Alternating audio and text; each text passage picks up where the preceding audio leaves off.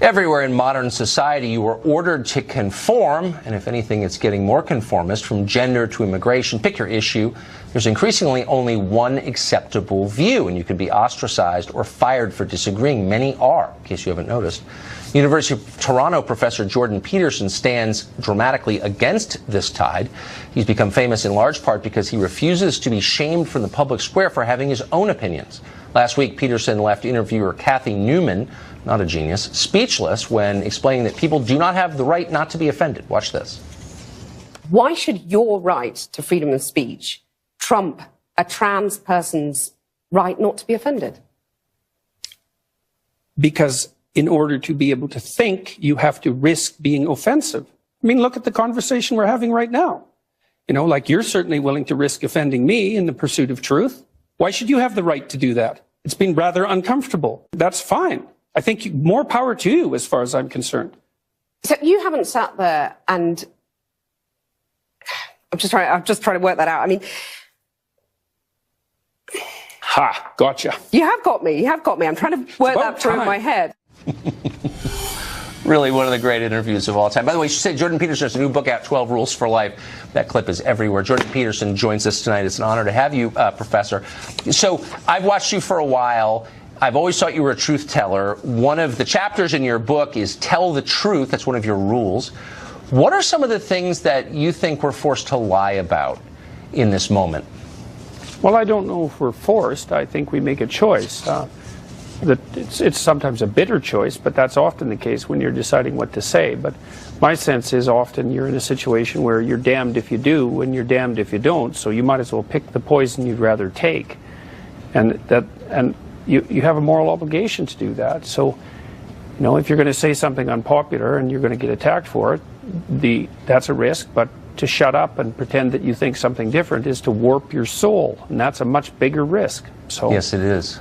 So why, I would think that even if they didn't agree with you, that people in the media would be thrilled by the way you comport yourself, the way you respond, because clearly you're saying what you really think, and that's supposed to be our charge as journalists, is to tell the truth. Well, and yet you get met with these hostile receptions. Why do you think that is? Well, I would say that's not universal. There's a big battle being played out in the press, say over the Cathy Newman interview. There are people who are casting her as a victim because she's been vilified as a consequence of the interview. But there's been many, many people in the media who stood forth and said that it's necessary to be able to say what you think. So it's not a battle that's over yet. Yeah, it's good. It's good. Surprising, but good. So if you, in the book, you have a number of these rules, and Rule 5 just jumped out at me as a father. You said, here's a rule. Don't let your children do anything that makes you dislike them. What does that mean? Well, it means, first of all, that you should understand that you are actually capable of disliking your children, and that because you're larger and more powerful than them, if you let them misbehave in a way that makes you dislike them, you're going to take revenge on them in a very bad way, and sometimes over decades. I've seen that as a clinical psychologist. But more importantly, if your children behave in ways that make you dislike them, assuming you're reasonable, and that might be something you want to discuss with your wife, then other people are going to dislike them too, other adults, and then they won't teach them things, and they won't pay attention to them, and they'll only smile falsely at them, and other children won't want to play with them and include them, and that's a catastrophe for your child. So it's very helpful to help your children behave in ways that make other people welcome them, because then everywhere they go, they're welcome. And there's nothing better you can do for a child than that. Very smart. In the minute we have left, if you could pass on one piece of life advice, and this really is a book of life advice, to our viewers, what would it be? Stop saying things that make you weak. What does that mean? Well, if you pay attention to what you say, you'll know that sometimes you feel like you're standing on a rock, that you're in a solid place, and I suppose that you're speaking from your heart. And other times you're saying things just to look good and just to buttress your particular status at the time, and that makes you feel weak. You sell yourself out. And if you pay attention to what you say, you can tell when you're making yourself stronger, and you can tell when you're making yourself weaker. And unless you want to be weaker, then I would say it's best to say those things that make you strong. And you can learn to do that, and it's really useful. So I would recommend practicing that, because it's good for you and good for everyone else too. And so there's a reason people obsessively watch your YouTube videos. Professor, thank you very much for joining us. Congrats on the book. Thanks very much. My friend Jordan Peterson, who's really terrific, he was being interviewed on, I believe it was CBC, the Canadian Broadcasting Company, and he was asked by this interviewer about why he does not use the gendered pronouns that transgender people would appreciate. And this interview goes very, very poorly for the interviewer. I mean, this one goes under Peterson Destroys on YouTube. It's just hideous. Here we go. Why should your right to freedom of speech trump a trans person's right not to be offended? Because in order to be able to think, you have to risk being offensive. I mean, look at the conversation we're having right now. You know, like, you're certainly willing to risk offending me in the pursuit of truth. Why should you have the right to do that? It's been rather uncomfortable. Well, I'm very glad I put you on the spot. Well, I'm very glad that I've exercised my freedom of speech. You get my point. It's like you're doing what you should do, which is digging a bit to see what the hell's going on. So and that is what you should do. But you're exercising your freedom of speech to certainly risk offending me. And that's fine. I think more power to you as far as I'm concerned. So you haven't sat there and I'm just trying to work that out. I mean,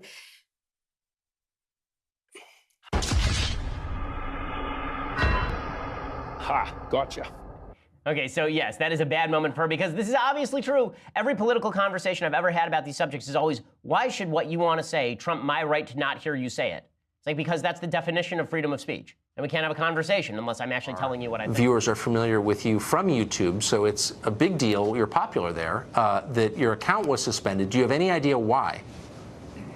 No, I've heard conflicting reports from people who've emailed me within Google, ranging from, you know, thoughts that it had something to do with the political content to an administrative error. It's not clear at all why it occurred or why I was turned back on, although it did happen after I released a number of tweets documenting what had happened. So I don't think that was just fluke. But I have no idea. That's actually part of the frightening part, is that yes, I could be shut off. I have no idea why. They turned me back on. I have no idea why. It's not a trivial matter when those sorts of things happen. Because there aren't options. I mean, Google is, in effect, a monopoly, both in search and really in its ownership of YouTube. I mean, if you were cut off, what would that mean? You'd not be able to disseminate your views. It meant a lot of things. It meant that my calendar was gone, so I had no idea what I was doing for the next 2 months. I had all my email for the last 10 years was on that account, and all the emails I haven't answered. I couldn't get access to my YouTube videos. Like, it was a big deal. It was very stressful, and the arbitrariness of it is quite frightening in my estimation. And so it's something for everyone to be aware of. And I mean, partly it's a consequence of this rapid technological revolution. We've turned our communication over to huge corporations, and you know, they're going to make mistakes, and if it was a mistake, well, that's actually fine with me, but it wasn't handled well because I was never informed about what happened or why it was rectified.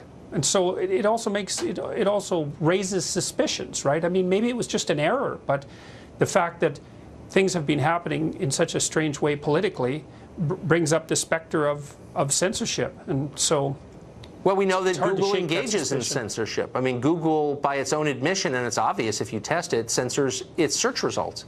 And so certain ideas are just eliminated by Google, and you wouldn't know the difference. What are the implications of having a company like Google that's in effect more powerful than most governments? In fact, more powerful than the U.S. government was 2 generations ago. Well, I don't think we know what the implications are, but the thing that frightens me is that whatever political ideology Google is pushing forward is likely to be written into their code and then will serve to automatically filter our communications. And that's undoubtedly happening. And so I'm very worried that we're building an unconscious mind into the internet that will censor things before they even happen, so to speak. And that's a very bad thing. And it's not something that anybody really foresaw coming, I don't think. So, but it's not sustainable. I mean, the basic the basic agreement in any society is you can't be more powerful than the government, right? They're more powerful than the government in certain ways. Why would our government stand for that? Well, I'm not sure that the government knows what to do. You know, part of the problem is that the technologies are advancing so quickly that something as ponderous as the government can hardly keep up. I mean, the tech companies themselves can't keep up. And even once you formulate policies, one of the problems is that the technology immediately leaps out of that policy bucket and wanders off somewhere new almost instantaneously. That's right. And so it's very, very difficult for regulators to keep up with this sort of thing. And it's ominous. So I hope you will come. I'm glad that you're back on. I hope you will come back. It is an honor to meet you. And I hope we'll see you again. Thanks very much. Thanks, Professor.